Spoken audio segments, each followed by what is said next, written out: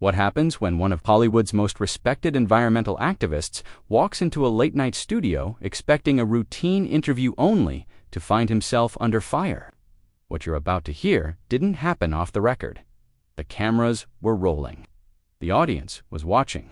And what was supposed to be a standard promotional appearance became one of the most explosive confrontations in late-night television history. This wasn't your typical celebrity puff piece. This was a powder keglet, live on air, The Late Show. With Stephen Colbert started like any other night. The energy in the room was electric. The crowd eager to see Leonardo Di Caprio promote his latest environmental documentary. The Oscar-winning actor, known not just for his roles, but for his passionate advocacy against climate change, was there as part of a media tour. Everything looked routine, but behind the scenes, Colbert had other plans. As the familiar theme, music played, and Colbert delivered his trademark monologue. The audience laughed, blissfully unaware of the ambush brewing backstage. Then came the introduction, cheerful on the surface, but with a noticeable edge. Ladies and gentlemen, please welcome the Academy Award-winning actor, environmental activist, and someone who definitely knows how to pick his battles, Leonardo DiCaprio. DiCaprio walked out with a modest wave, dressed in a sleek, dark suit, the image of calm and professionalism. He took his seat, ready for what he assumed would be another well-meaning conversation about climate urgency. At first, it was just that. Colbert asked about the documentary, about DiCaprio's ongoing work, about the stakes. "We're at a critical moment," DiCaprio said. "Every year, every month matters. The science is clear. We need to act now." But then the tone shifted. "That's fascinating," Colbert said. "But I hope you don't mind me asking, how do you reconcile your message with some of your own lifestyle choices? Private jets, multiple homes, lavish yacht parties. Some would say there's a bit of hypocrisy there, don't you think?" The question landed like a body blow. The room grew still. DiCaprio's expression hardened for a moment, but he kept his composure. "I've answered this before," he replied. "Yes, I travel for work, but I also offset my carbon footprint heavily. I've poured millions into renewable energy and conservation efforts. This focus on individual flaws is exactly what fossil fuel companies want. It distracts from the systemic changes we desperately need." But Colbert wasn't done. "Sure," he said, his smile now tight. "But just last month, you were photographed on a yacht that burns 500 gallons of fuel per hour while surrounded by women half your age. How do you justify telling regular folks to drive less and turn down their thermostats when you're burning that much fuel on vacation?" Murmurs rippled through the crowd. DiCaprio's jaw clenched. "Stephen, you're missing the point," he said. "We're talking about a global crisis. And you want to zero in on gossip magazine photos. My personal life isn't perfect, no one's is, but my platform brings attention to issues that matter. I don't claim to be a saint. I'm trying to make a difference." Colbert leaned in, voice sharper now. "So, do as I say, not as I do. You've played plenty of morally complex characters, Leo, but in real life, it seems pretty simple. Climate change, bad. Private jets, fine. As long as there's a donation attached. Convenient? No." The audience was now silent. No laughter, no applause. Just tension. DiCaprio leaned forward. His patience was running thin. "What exactly are you trying to do here, Stephen? Are you genuinely interested in the climate crisis, or are you just fishing for a viral clip? Because if you want to have a real conversation, I'm here for that. But if this is just tabloid gotcha journalism masked as comedy, then maybe we're done." Colbert's eyes sparkled. He'd struck a nerve. "Oh, I think we're having a very real conversation. I'm just asking what a lot of people are thinking. How can someone who lectures the world on carbon emissions justify an excessive lifestyle? That's not a cheap shot. It's a fair question." DiCaprio's voice rose, now still controlled, but cracking. "You're not asking about climate policy. You're not asking about solutions or science. You're asking about yacht photos. That's not journalism, Stephen. That's performance." What started as a promotional appearance had turned into a public reckoning, and by the end of it, neither man looked quite the same. Was it a valid challenge to a powerful voice or a cynical attempt at takedown theater? That, as always, is up to the audience. "You're not asking about the renewable energy investments I've made," DiCaprio said, his voice edged with frustration. You're asking about tabloid snapshots and throwing personal jabs. That's not journalism, it's harassment. The tension in the studio was now razor-sharp. Camera operators subtly shifted their angles, adjusting to capture every moment of what had become an unfolding train wreck in real time. The audience sat frozen, unsure whether to laugh, clap, or stay perfectly still. Colbert didn't flinch. If anything, DiCaprio's rising agitation only spurred him on. Harassment, Colbert echoed with a scoff. Leo, you're a public figure who's made climate activism central to your image. When you tell everyday people to sacrifice for the planet and then jet around the world and vacation on yachts that burn oceans of fuel, pointing that out isn't harassment. It's called accountability. DiCaprio suddenly stood. The calm, measured facade cracked. Accountability. He snapped, "Let's talk about accountability then. How about the media's role in trivializing the most urgent crisis of our time? How about late-night hosts more interested in viral gotchas than meaningful conversations about saving this planet?" Gasps rippled through the audience. Even the crew behind the cameras exchanged glances. No one reached for a commercial break. No one dared cut away. Colbert leaned back slowly in his chair, a smirk creeping across his face like he was savoring a win. "Sit down, Leo," he said, mock authority dripping from every syllable. "You came here to promote your film. The least you can do is finish the interview like a professional." DiCaprio remained standing, fists clenched at his sides, his glare locked on Colbert.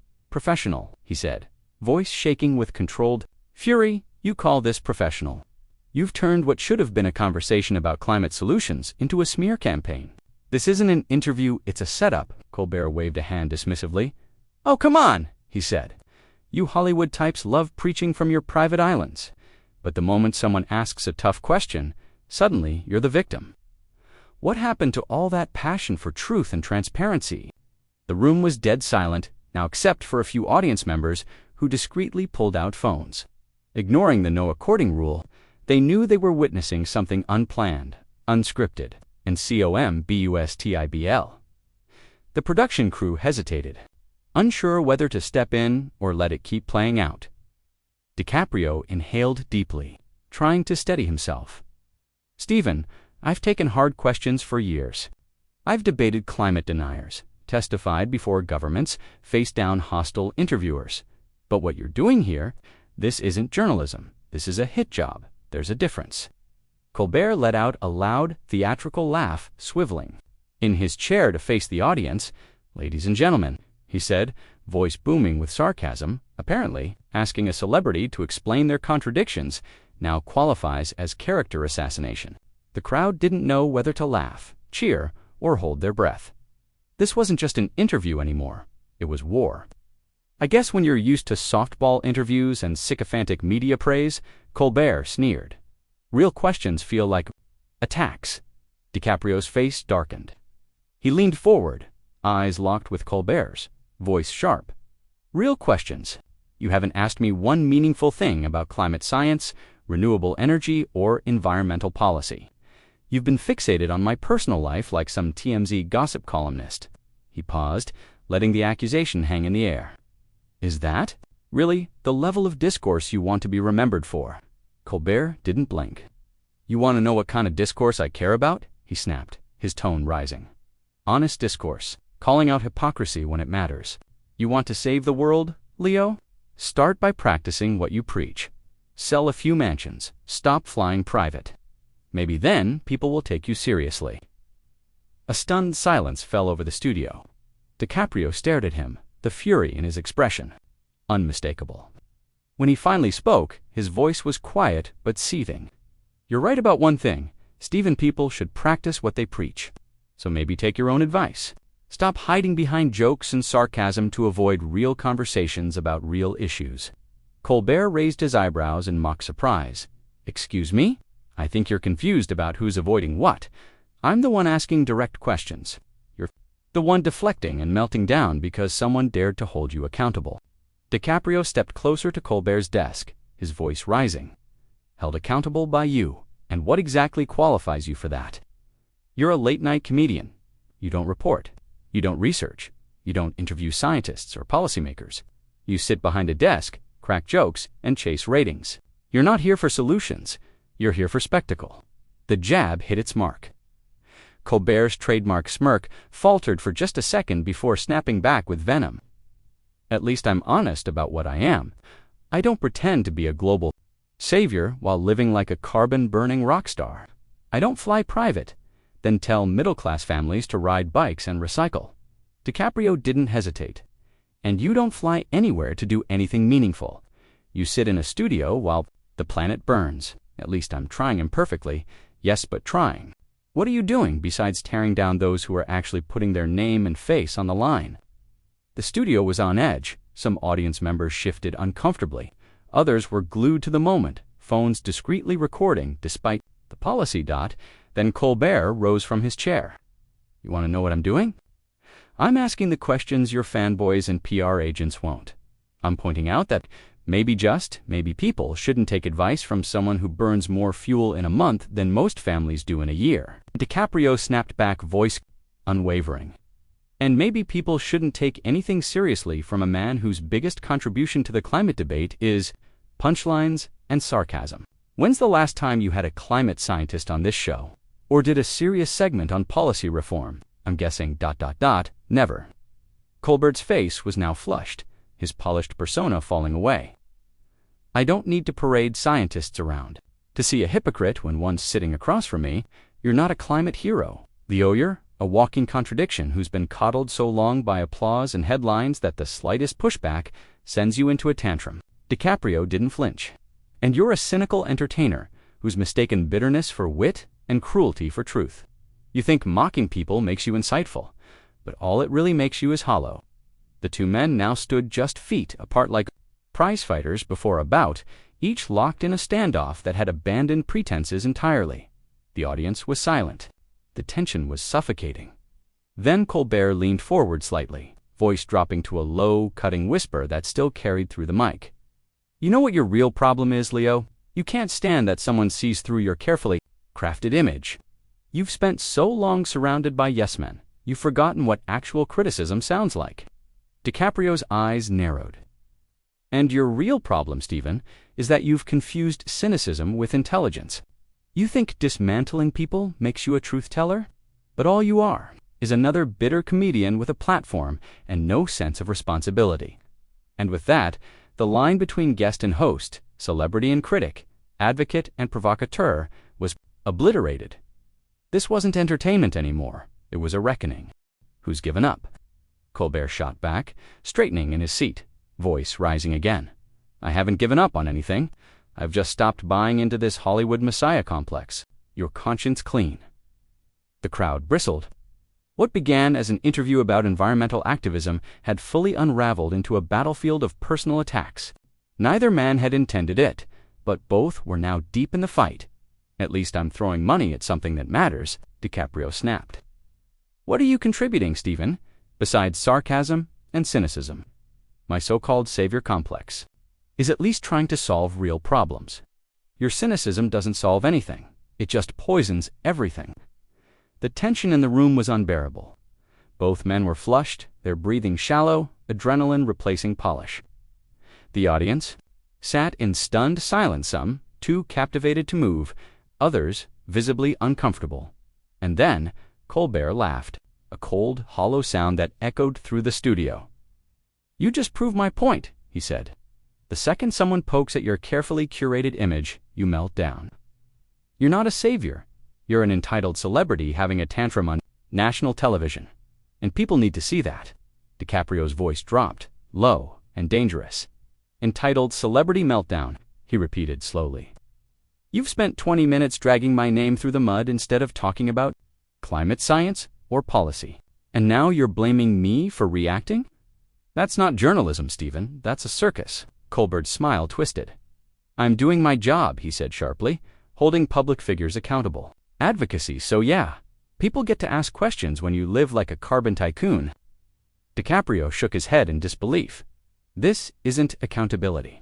This is harassment, dressed up in a suit and jokes. You're not interested in a real conversation. You're interested in a viral clip at my expense. Colbert turned to the audience, spreading his arms. Ladies and gentlemen, welcome to the new reality asking. for consistency is now harassment, holding a celebrity to their own standards. Unreasonable? The audience shifted, visibly unsettled.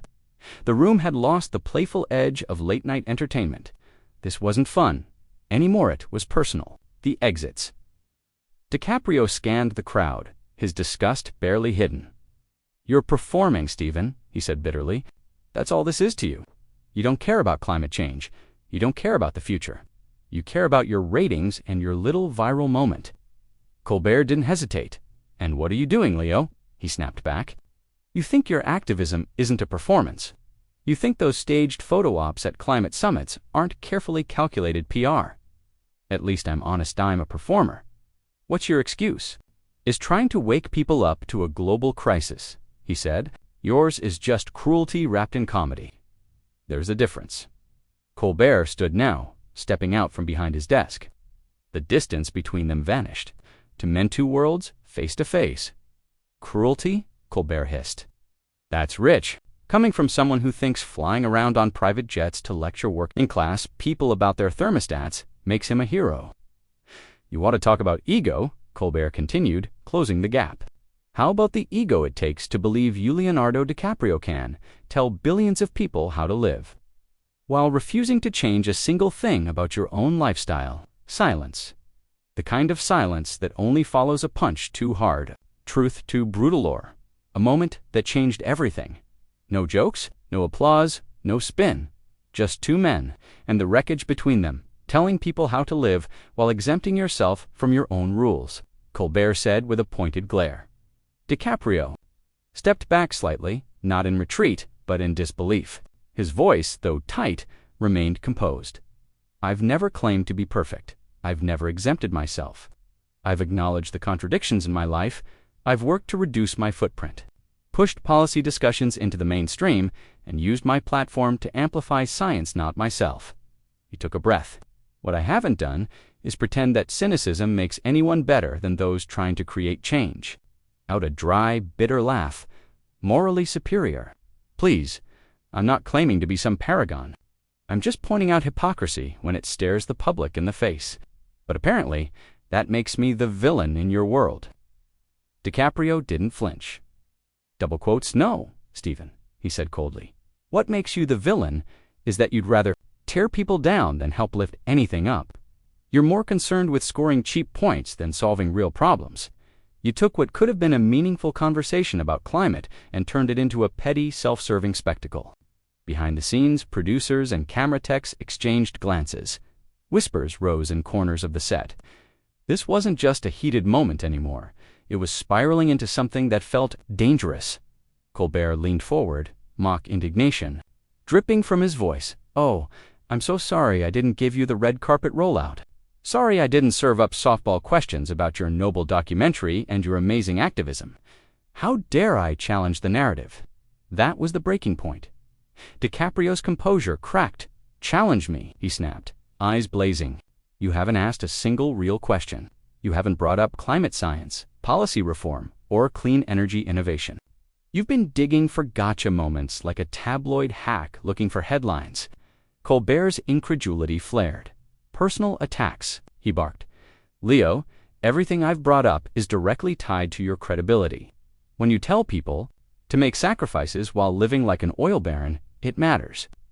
That's not personal, it's logic." "Logic," DiCaprio retorted, "would be using this platform to educate, not humiliate.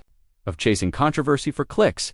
Colbert stepped closer, his voice lowered to a whisper, but it carried like a blade. "You know what I think, Leo? I think you're terrified. Terrified that people will finally start questioning whether your entire brand of activism is more PR than purpose. That your crusade isn't about saving the planet, it's about preserving your image." That was it. DiCaprio's face drained of color. But his voice, when it came, was icy calm. "And I think you're a bitter man, Stephen. A man so desperate to stay relevant that you'd burn down someone trying to do some good just to stay trending." He stepped closer.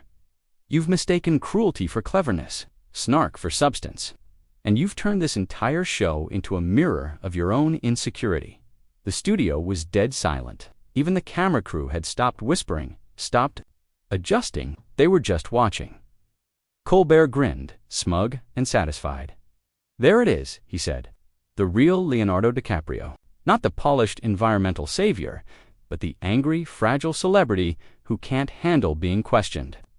DiCaprio stared at him, chest rising and falling, jaw clenched. "Act. You're right about one thing, Stephen." He reached for his mic. "This is the real me, and the real me doesn't have to sit here and be insulted by a man who's already given up on the idea that anything can get better." He unclipped the microphone. The sharp clack of it hitting the floor rang through the studio like a gavel. He turned to face the camera, voice steady but heavy with emotion. "To anyone watching, don't let cynics like this discourage you. Don't let them convince you that nothing matters. The planet is worth fighting for even if some people would rather mock the fight than join it."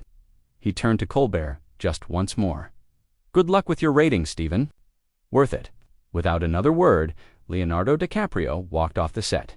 The cameras followed him as far as they couldn't till he disappeared behind the stage. Curtain gone. Just like that, Colbert stood alone. No punchline, no applause. The audience remained still, unsure whether to clap, boo, or walk out in silence. Even Colbert seemed unsure of what to do next.